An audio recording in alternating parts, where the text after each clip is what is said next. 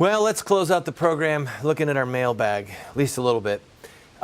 We get a lot of comments. Some of them are pretty far out there. Here's one just to toot my own horn. Jerry said, "You are a religious nut and a felon." Jerry, I admit I have been arrested nearly 50 times. I have spent over a year of my life locked up in various jails and prisons, prison work camps, both as a federal prisoner and as a state prisoner. But no, I'm not a felon. I have been arrested twice, charged twice with a felony, trumped up charges, conspiracy, and both of those were thrown out. So all of my convictions are misdemeanors. That's why I still get to vote, and that's why I haven't spent all that much time in jail. David Thoreau, when he was in jail for a night or two for refusing to pay a tax,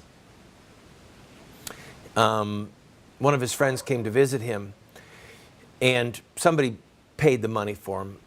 But when they came to visit him in jail, he said, "What are you doing here?" Because he was making a protest against slavery.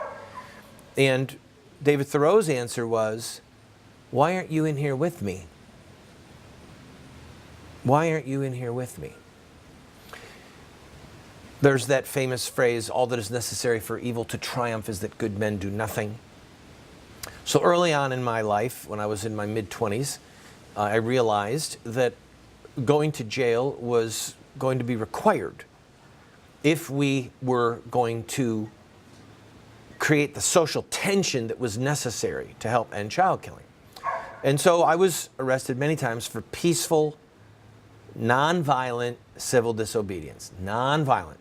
Sitting in front of an abortion mill door and saying, "We're not going to move, because if we move, they're going to kill babies in there today." Things like that. And, you know, I took pages right out of the playbook of Dr. Martin Luther King, who was arrested many times. His followers, his co-belligerents were arrested, fighting against segregation and the Jim Crow laws. And other people in American history, certain abolitionists and people with the Underground Railroad were arrested during the fight against slavery. Many women were arrested, demanding the right to vote. So peaceful civil disobedience is a part of the American experiment in self-government.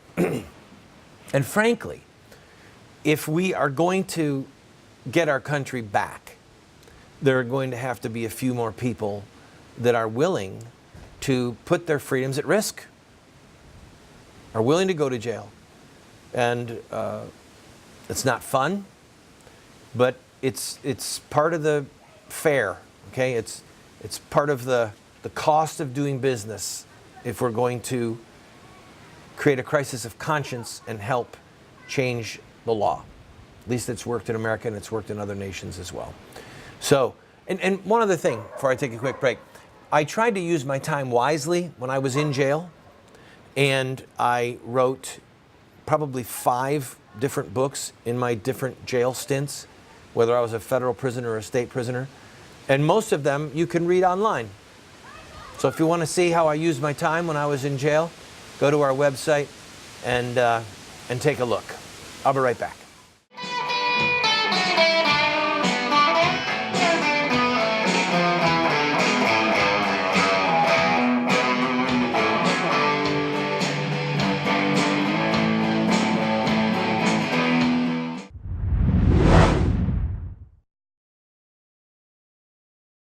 I have been a leader in the pro-life movement for 30 years, and sadly we have not prevailed in our goal to make it a criminal act to kill an unborn baby.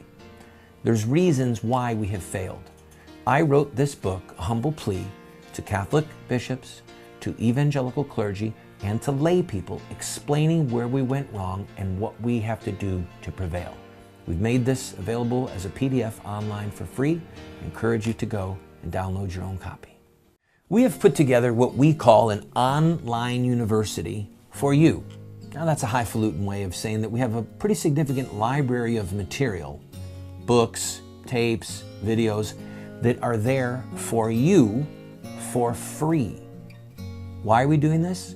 Because America is desperate for new leaders, and because this material could help you to become the leader that you and God want you to be.